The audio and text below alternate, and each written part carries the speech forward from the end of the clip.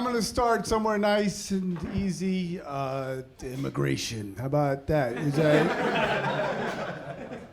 This might surprise some of you. I'm the son of an immigrant. My dad came here when he was 2 years old from Mexico. And he came with the dreams of any 2-year-old immigrant boy. He wanted to rape Americans and maybe eat a dog or a cat. He was 2 years old. 2-year-olds are fucking crazy. He was one of those dreamer kids. They don't ask you what the dream is. They're just like, yeah, dream. That was his dream. Ladies and gentlemen, please welcome Tito Garza.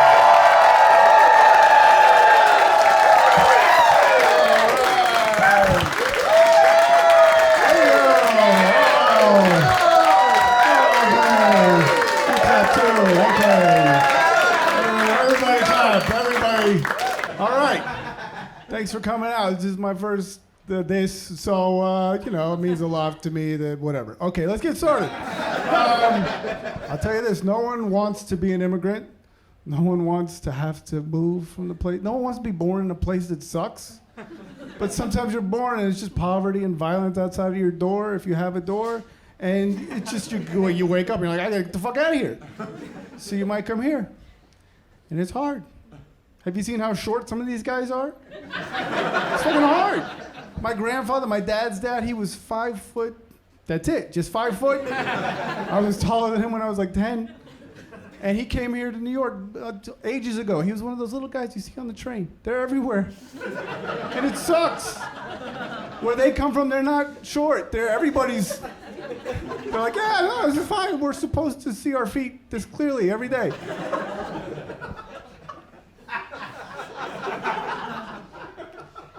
I was on a pack train with my wife, and my wife's like 5'9", which is too tall for a lady, but it doesn't stick out too much here. But Latin America, she towers over Latin America. She's like that statue that looks over Rio de Janeiro, you know? You know that statue's only 5'8"? It looks bigger. We were on the train, it was packed, and it's all like this, you know how it is. And the doors open up, and there's 2 guys there, and they're tiny. They're just little immigrants. They're tiny. They're grown men. They're 45 years old, but they're this tall. And my wife didn't have any room, but she wanted to make some space, so she just pushed her arm out like this, and she was like, oh, just go ahead, get to it. And I just saw their faces go, okay. Just the fucking humiliation of that. That sucks. These guys have lived a life. They had to leave their families and their homes and fight here in the back of a truck, and they ate whoever, and they live in a basement in Queens all together, like Willy Wonka sleeping style, and it sucks, and now they gotta go under this silly lady's arm. It might be the worst thing that's ever happened to them. You really don't need a wall or laws. You could just have my wife at the border, like, no, you just come, yeah. Oh, just come in. They won't come. They wouldn't. There'd be like tales about them, like the coyotes would be like, all right, we're gonna take you to the border, but then it's up to you. You gotta cross La Dama Gigante yourself. Like,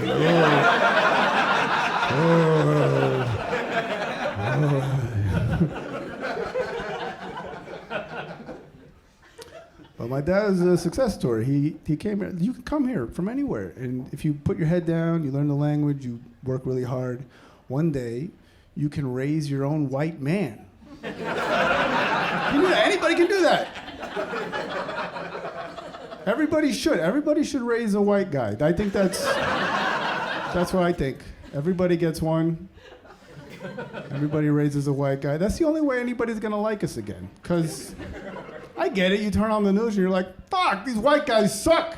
But if you have one at home, you're like, they're not all that bad. Some of them are nice.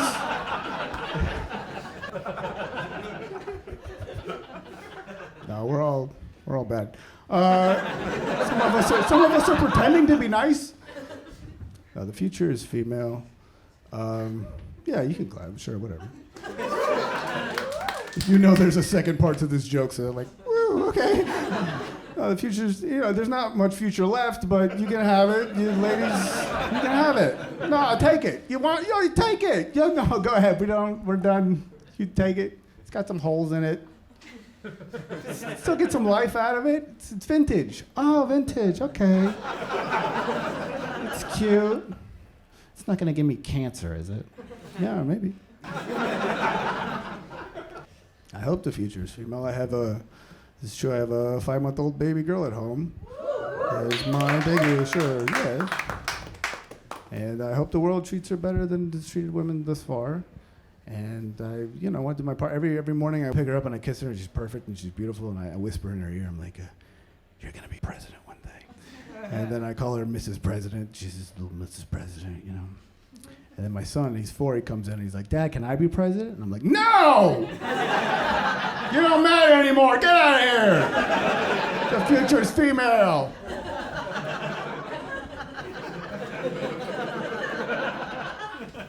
It's just how I parent.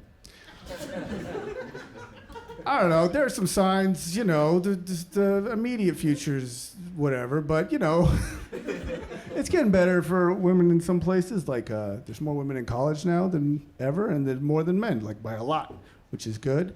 There's also more men killing themselves than ever before, which is good for women. That's good. That's really good for women, I think. This is true. I looked it up. 40,000 men kill themselves every year. That hurts me to say, because if I could convert just like a quarter of them into ticket buyers, like, I wouldn't be performing in this room, I'd be in a big room. My career would be good. Sad guys, that's my demo. That's why.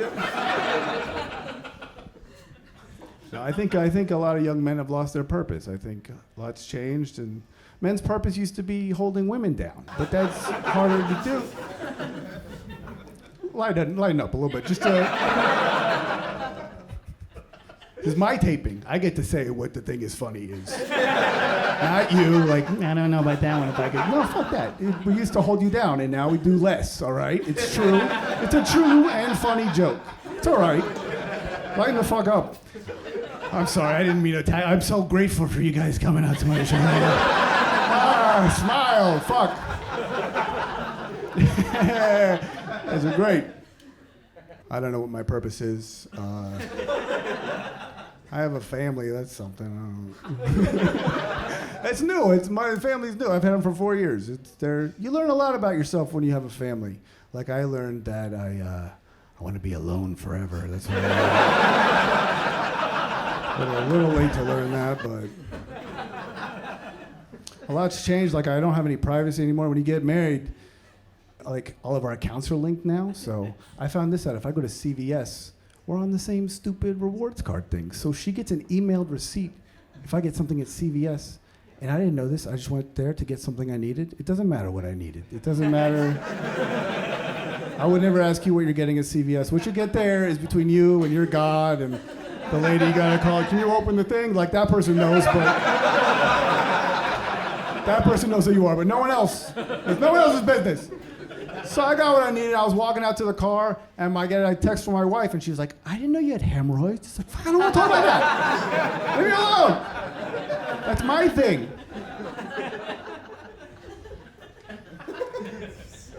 And then she was like, are they bad? No, they're good. I got good. They helped me run really fast. She was like, you spent $42 on spray? I was like, yeah, I got 2 cans. There's a new spray on the market.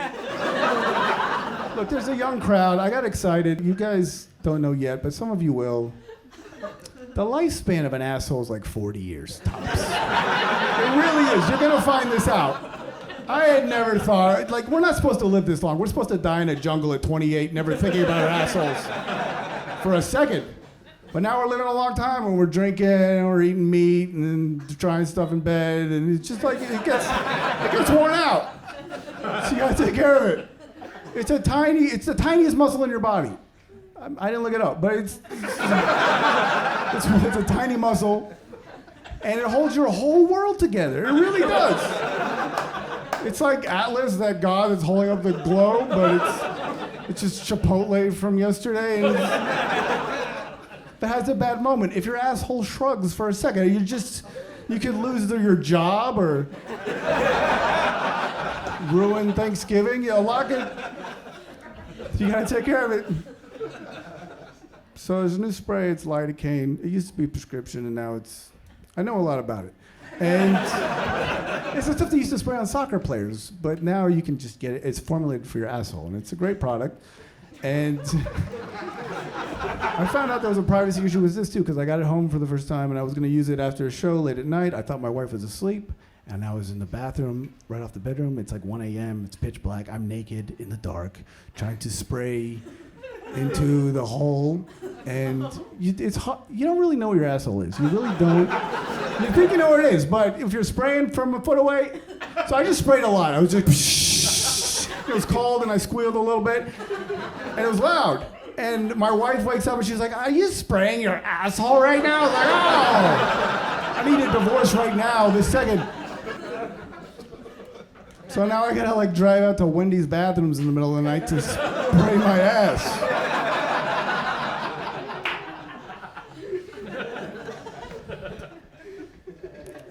We got the kids, and I haven't eaten at a restaurant in a long time. We can't take the kids to a restaurant because they don't sit down for a fucking second. And, all right, this is the best analogy I have for having a toddler. If you ever see those big fish catching shows where they catch those giant tunas and they get them in the boat, and then there's one guy whose job it is, he's got a sledgehammer, and he hits the tuna in the head to kill it, stop it from flopping around. All right, so imagine you got the tuna, right? But you can't hit it in the head at all. And you gotta carry it in the thing, and it's flopping around. And you get to the door, and they're like, "Hey, you want a table or a booth?" And you're like, "Fucking give me a booth. Hurry, give me a booth." You need a booth because you need a wall to pin them against. Hand the chest, and then you can kind of eat a quesadilla with his hand. But it sucks. Everybody's mad you bought your tuna. They're like, "Oh, I bought a tuna. Why'd you buy a tuna?" And the tuna's flipping out. And you gotta be nice to your tuna. You can't yell at your tuna in public. You gotta just, I can see you're upset, tuna. It's okay. I know you want to go back. I would love to throw you back in the ocean, but we can't. That's not an option. We were at a diner with my then 2-year-old, and we ordered him a sandwich, and the waiter brought a soup. We didn't know it came with a soup apparently, and she brought this hot bowl of steaming soup, put it down in front of my then 2-year-old. And it's just like, why don't you just give him a loaded pistol? Everybody's gonna die.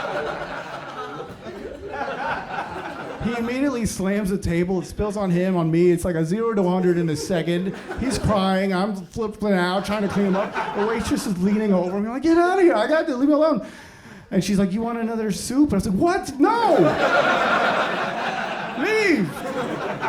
So I get him cleaned up. He's finally calming down for a second, and she comes back with a bowl of ice cream that we did not order. And she's like, "Here, to make up for the mess." And I'm like, "No, you can't just introduce ice cream into this." He's not gonna touch his sandwich. That's over. And we have to give him this ice cream, otherwise he's gonna cry for 4 years. So we're gonna give him this ice cream.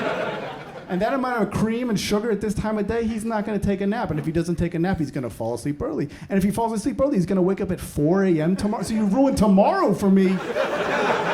If you wanna help, you take him. I'll sign the papers, you can raise him yourself. I don't wanna, you teach him how to be a waiter, I don't care. I don't want it. I'm out of this. I have to get out of the house sometimes, and you have to come up with a reason, because when you got kids, your spouse is like, "You're not fucking going anywhere." And like, I can't just be like, "I just want to sit outside." It's like, no, it's fucking. So I have to be like, "I'm gonna go to the gym. It's better. I have to better myself." Look, there's always been attractive people at gyms. There's always been attractive women working out, but there's a new phenomenon of attractive women filming themselves working mostly on their butts. They're wearing those pants, you know, the ass. Everybody's got the ass pants, right? That they lift, and it turns everything into like a perfect. Like you could put it on your dog's face and be like, "Fuck, I want to fuck my dog's face." Holy shit! It's unfair, those pants. And look, I don't have to look. I'm an adult. I don't need. If I sleep, I don't have to look. But it takes a lot of energy to do that. But I don't sleep at all because we got the kids. So I don't want to be on some viral TikTok behind some lady working out like. Oh, shit. I caught myself looking the other day. I was like, "Oh, how long?" And I was like, "How long have I been looking? Holy shit. It's fucking winter already." Everybody's a creep, eventually. You guys are young. You're not creeps yet. Bill Belichick found out he's a creep. You guys see that story? Football coach, 72. He's dating a 24-year-old cheerleader. The news just headlines like, look at this. What a creep this guy is. Look at that. You're supposed to see that and be like, that's gross. And I do. I think that's gross. I think even if I was a 72-year-old man, I'd be like, that's gross. And then I would try to do that. Because other 72-year-olds are gross, not me. No one thinks they're gross. You think Belichick read that and he was like, I'm gross? Oh no. He's standing naked in front of his bedroom mirror like, you still got it, Bill. Your nipples are still shiny.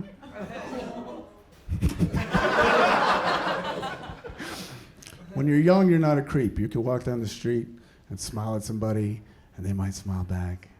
You might talk to somebody. You might fuck somebody just from meeting them on the street.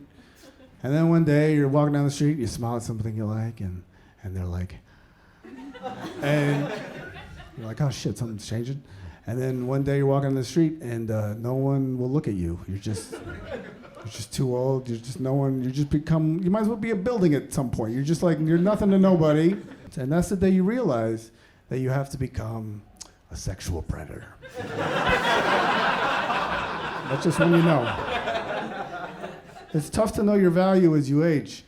We had a lot of people visiting when we had the baby, and my wife's, she has like an old aunt. She's like 92. She came over, and it's impressive. She's old, and she was having a great time, and then she pulled us aside, and she started talking about herself because that's who she is, and she was like, "I'm gonna die soon." And you know when old people tell that to you, you have to be like, "No, what? You look great." I didn't know she was still. I thought she died like 3 years ago, but she's. Is anyone under 30? Clap if you're under 30. Oh, okay, good. Good. Yeah, no, it's good. Happy. There's a young crowd. You guys look so young. You look like kids to me. I'm only 41, but you look like children. I'm attracted to both of you. It's fucking weird. Kids that I want to fuck. I don't know. Whoa. You're both beautiful. Sorry. I think I'm kind of jealous of the young generation because you guys are driving the culture more than ever. Everybody has a voice now. It's so great everybody has a voice. That hasn't been the case for most of history. Most of history was old Greek men fucking little boys. Like that was... The youth was not driving that culture. They were not like, and then the old men have to fuck us. That's how... No, they had no say in the fucking matter. Yeah, man, ancient Greece, they were... A lot of pedophilia, just embedded in the culture, and also philosophy. That's crazy. Why were those two together? I think they were related. I think, like, what else could drive a man to just spend his life in thought, contemplating his own existence? I think it's just the need to rationalize their own pedophilia. Like, that's, you gotta... People weren't happy about this. Like, we know you're fucking those kids. And they were like, how do you know anything? What?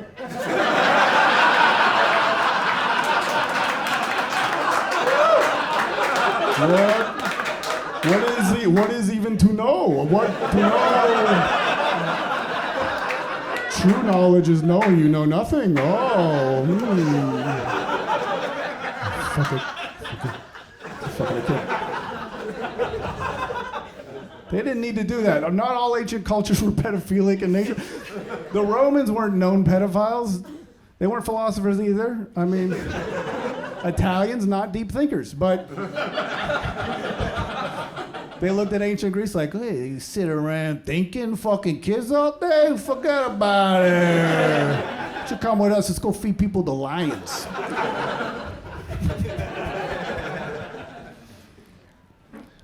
I was watching Sesame Street with my kid, and there's been a change with Cookie Monster. He's healthy. They're making him healthy.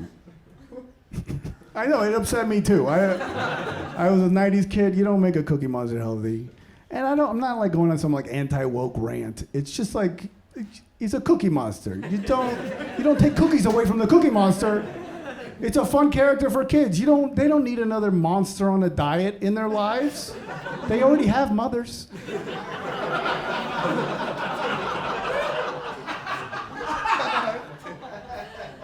Just let him be the thing he is.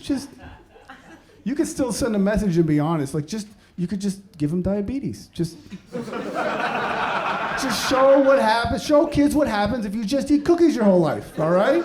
And Elmo comes up to him and is like, how you doing, Cookie Monster? And he's like, not so good. He's limping a little. Doctor cut off 2 of my toes last week. He says if I just keep eating cookies, I'm not going to live to see 48. But I'm a Cookie Monster. That's all I can digest, really. I can't even taste them anymore, Elmo. I just sit here eating cookies every day waiting to die. And then Elmo's like, Jesus Christ, you know? That'll teach the kids to be healthy. Yeah, so I'm 41. I had a big year. I finished therapy. I quit. I was cured. I was cured of wanting to go anymore. I'm just gonna have rage. It's okay. It's spicy. I'm the first generation of people, like I'm in that first generation to be like, no, we're gonna be happy. We're gonna go to therapy. We're gonna figure it out. Everybody reaches a certain age, be like, something's wrong. And then your whole friend group's like, you gotta talk to somebody. And then you go and you talk to them and they're like, it's your parents' fault. And you're like, oh, good. Oh, yeah. That feels good. And you think about your parents, it's like they tried the best they could. They're fucked up people too. Who fucked them up? And it's like, well, their parents. And you're like, so Meemaw and Peepaw did this? I love Meemaw and Peepaw. And you think about them, well, who raised them? Just people who were raised in the 1800s by people who owned slaves or were slaves or really wanted slaves. These weren't good people to raise kids. And you go back to the first people that ever were, and there's just a guy sitting in a cave like, I thought getting a bigger cave would do it, but it's just something. And it's like, look, your grandfather was a monkey. What do you want, If you ever have kids in here, you're gonna fuck up your kids. There's no way. They're just impossible, and you're gonna be tired, and you're gonna fuck them up. No one can raise a perfect kid. Mother Teresa could not raise a perfect kid. Mother Teresa couldn't raise a kid. She never had any kids. The fucking nerve of this lady to call herself mother. Mother Teresa. Yeah, she helped some people in Calcutta. All right, I bet she got up whenever she wanted. There wasn't a Mother Teresa Jr. in her ear at 5 a.m. I want applesauce. She just slept in, got up at noon, fucked around on her phone, masturbated, did whatever she wanted. And she's a saint? Fuck that. You know who's a saint? Every parent who just tried. Casey Anthony is more of a saint than Mother Teresa. Yeah.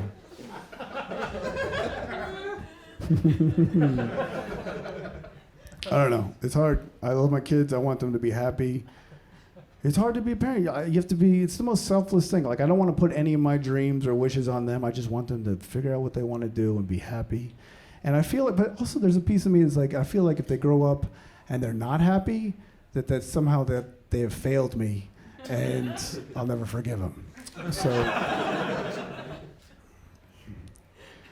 I grew up in the 90s in Texas, and there's a lot of fucked up kids. I have a good friend of mine. I was down there in the holidays this past year, and he's 43, and he came out as gay to us at 43, and we were like, yeah, it's too late. We don't care. Just way too long. We love you, sure, but come on. Also, we've known for 20 years. We've known you've been throwing great parties for 20 years. We've known you're gay. Gay guys throw the best parties. They really do. Everybody knows this because they have the taste of a woman and the logistical competence of a man. And you put those together. The charcuterie and the parking is fully considered. No one else can pull this off.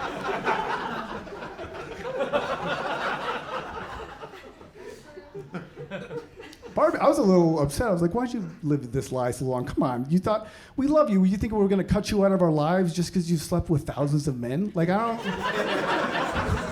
That is what I assume. I don't know. I'm an ignorant. I think a lot of we're just straight guys are just like, yeah, thousands of cocks. Why wouldn't it? Of course.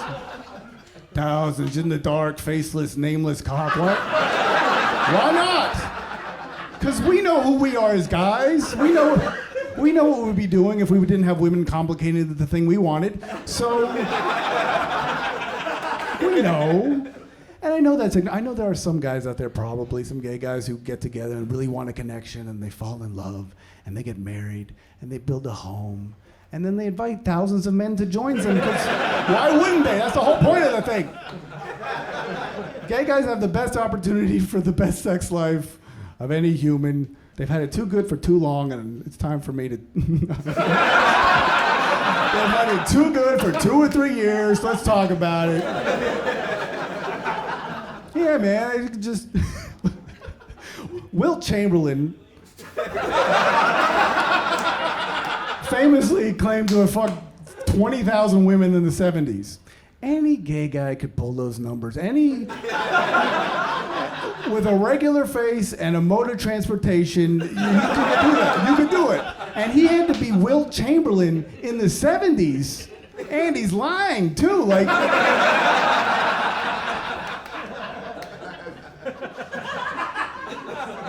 The straights have more difficult, like, straight guys have to convince women who rightfully hate us to let us talk to them and touch them with our gross bodies. And straight women have to trust themselves to believe that the man they're talking to is safe. This one's nice. He's not gonna hurt me. That takes a lot to get there for both of us. We're both sitting there like, this is weird. And then we gotta take each other home to meet each other's families. Hey, look, Mom, look who I convinced I'm safe. That's fucking weird. Gay guys don't have to do that. There's a good chance that one of them is estranged from their families because of the homophobia that still exists. You think that's a bad part of the joke, but it's not. Here's the bad part of the joke. My gay friend who came out, he didn't come out. I made that part up, but he did not come out. I just think he's gay. I just know. I know he's gay. I know it. And I feel bad for his wife and his kid, but he's gay. I hope he's having a good time.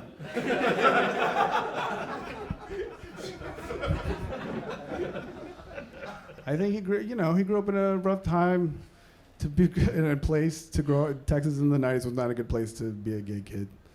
And look, he probably felt unnatural. I think everybody feels unnatural everybody's into something weird as a youth. You grow up and you're like, something's wrong with me sexually. Everybody, just me, all right, just me. Everybody feels unnatural about their sexual desires at some point in their life, and then you grow up and you're like, nothing's unnatural. Everything is natural as anything else. There's no more natural sex than any other kind, with one exception. I think there's one that's more natural than any other. We all know what it is. It's a thin black guy with big old white lady. I think that's... Come on. I'm not the only one who clocks these couples, is it? I love it. It warms my heart. They're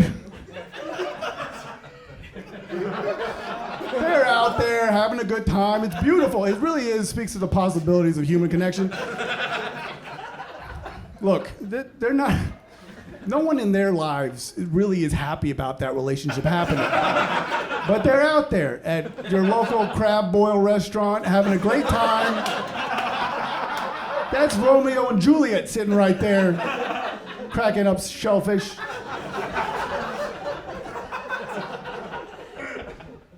I love a crab boil restaurant. I love seafood in a bag. That's how I know this. That's how I wrote that joke. Because I was at a seafood boil. I'm by myself, and there's 2 other couples, and they were those couples. I was like, there's something I know these people. This is. I love those places. My wife, I have to go alone because my wife won't go because they cook it in a plastic bag and it's microplastics and it's in can. And I'm like, I want to be infertile 2 year ago. So I as much microplastics as I can get in my body. I want my sperm to just have heavy plastic tails and just like Oh, no. I'll never be a person. It's just what I want.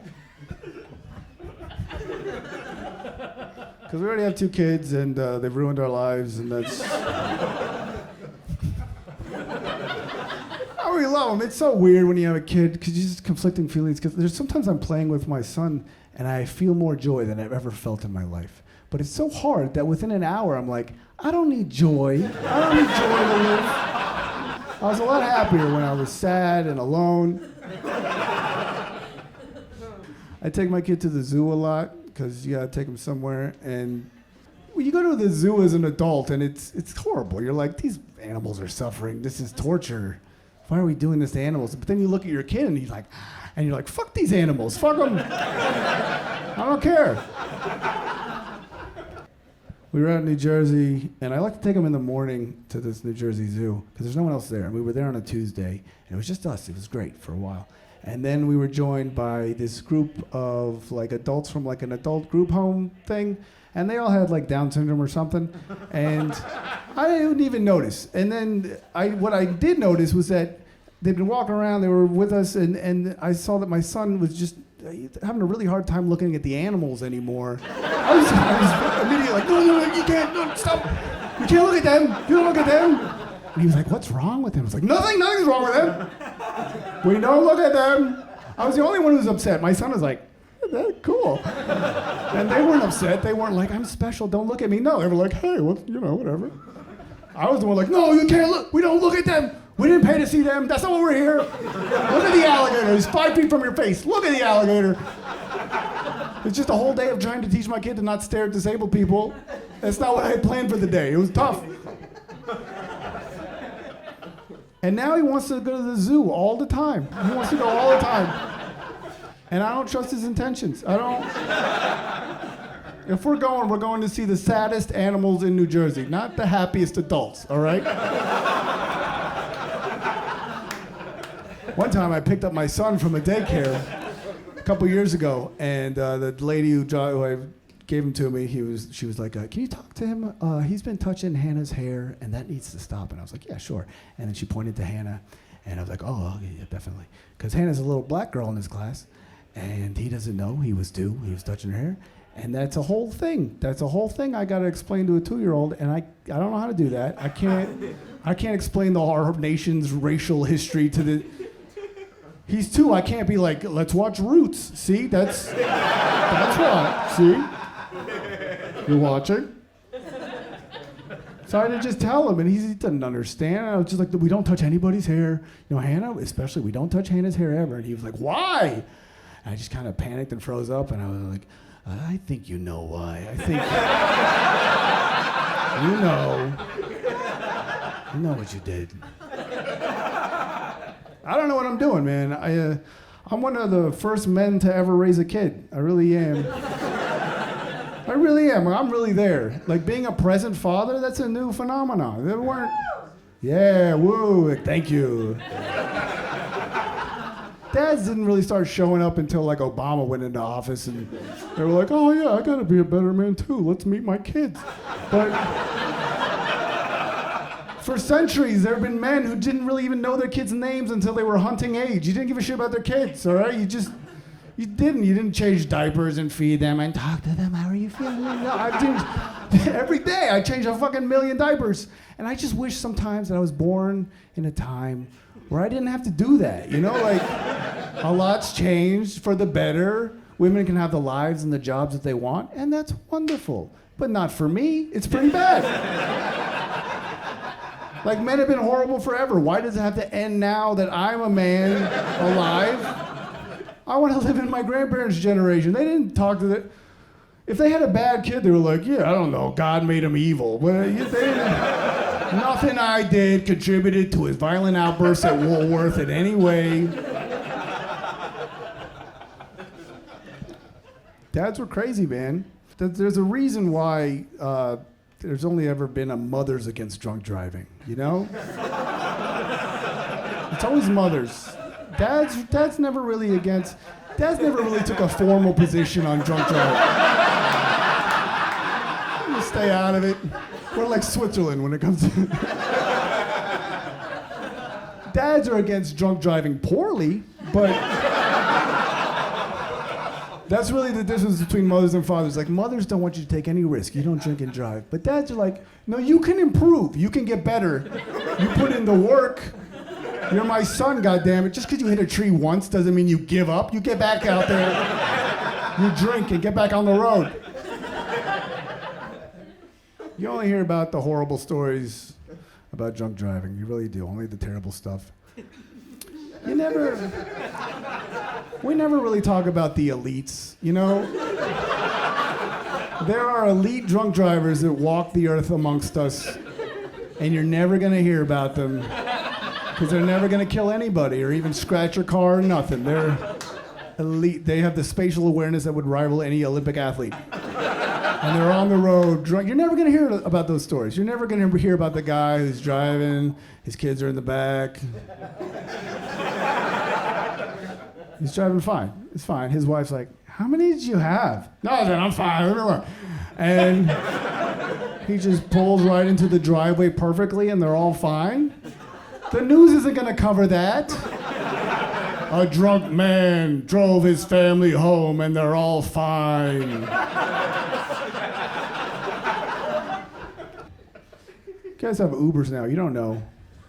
We used to have the designated drivers. Like when I was in college, we had a designated driver, and he was just the guy who could hold his liquor. That was my good buddy. This is true. My friend, my buddy, we grew up together. He's just a drunk man. But he drove us home every night. His name was Lester, and he had a rough childhood and a steady hand, and he got us home safely. Young people never know. I was driving my kids around the other day, completely sober, because the times we live in. And I was just kind of blacked. I wasn't thinking about nothing. My brain was off. I was just brains off. They were quiet in the back. And then my son pipes up, and he was like, just out of nowhere, he was like, "Dad, am I gonna die?" And I was like, "No." And my wife was like, "You can't lie about that." And so I was like, "Yes, yeah, you're gonna, everybody dies." And he immediately started crying, which is why I said no in the first place, because I know that's where it's going. He's like, "No, I don't want to die. I don't want to die. I don't want to die." And I'm like, "No, not now. Like, just look. There's gonna come a day you're gonna want to die. All right? Right now, you don't want to die, because we're doing everything in our power to make your childhood as wonderful as possible. And you go to a great school, and your teacher sings. They're gonna stop singing. It's gonna start to suck. You're gonna have to learn geometry and shit, and you're gonna hate it. And then you're gonna get out, and you're gonna want a job, and you're gonna work really hard to get that job, and then you're gonna get it, hopefully, and then you're gonna be like, this is the worst fucking job I've ever. What have I done with my life? And then you're gonna fall in love with somebody maybe, and it'll be fine. And then after a while, you'll be like, oh no, they're a narcissist. And then you're gonna be like, well, maybe I'm a narcissist. And then you're gonna be like, there's no way, I'm too good for that. And then you're gonna reach a certain age where you got nothing and something means anything, and you're like, oh my God, maybe I should have a kid. I don't know. Like, you exist because my life sucked. That's why you're here. I was 35. I was like, I got nothing. I don't know. Let's see if a kid fixes. You're here because I was trying to scavenge some meaning out of this life, and it didn't really fix anything. But I love you. If anything, it made it worse because now I really fear death. Like, I really don't want to die because I don't want to leave you alone, all right? Because I love you and I want you to have a dad and a nice life, and I don't want you to leave with an empty hole. You can't live without a father. You're not going to do well. You're not LeBron James. It's not going to go well for you. And I have high cholesterol. I could drop it at any moment. So I just live with that now, just hanging over my head every second. And he's 4, so... There's just a long pause, and he's like, what? And then I was like, why don't we just get some ice cream? He's like, yeah, rainbow. Yes, good. You really don't have to answer your kids on anything. You just be like, cookie? Yeah, uh-huh, okay. That's why I have high cholesterol, because anytime you ask them, it's like fucking treats. A lot of my friends are not having kids, a lot. And it's often the same reason, just like, I don't want to bring a child into a world where the climate is so climate. And that's fine, I get it. But really, I mean, if you're being honest, be honest. Just, I don't want to bring a child into a world where I would have to raise that child. That's what you're saying? Because if you think the world is ending, fine. I think that I kind of agree with you. I agree. But I don't think that's a reason to not have a kid. I think you should have kids, even if the world is ending. Don't you want people around to see the end of the world? That's an interesting way to go. That's a fun way to go. Most of us are gonna die in some stupid hospital of a heart thing, just like, I didn't get to do everything I wanted to do. I never saw Shen Yun. And now I'm just gonna die?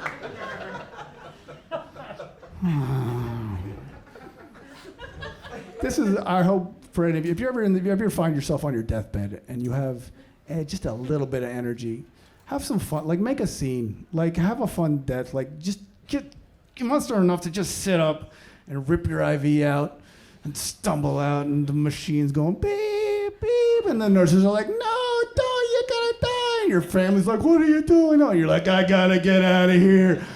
I got Shen Yun tickets. And then you make it all the way to the parking lot maybe, and you just fall face down and die ass up. And then your family comes out and they're like, Jesus Christ, what's wrong with this asshole? This is uncomfortable too, for me to say. My son, I think he's got a big penis. He's got a big... I didn't really clock it. When he was 2, my wife came to me and she was like, no, I think this is really big for his age. And I was like, how do you know that?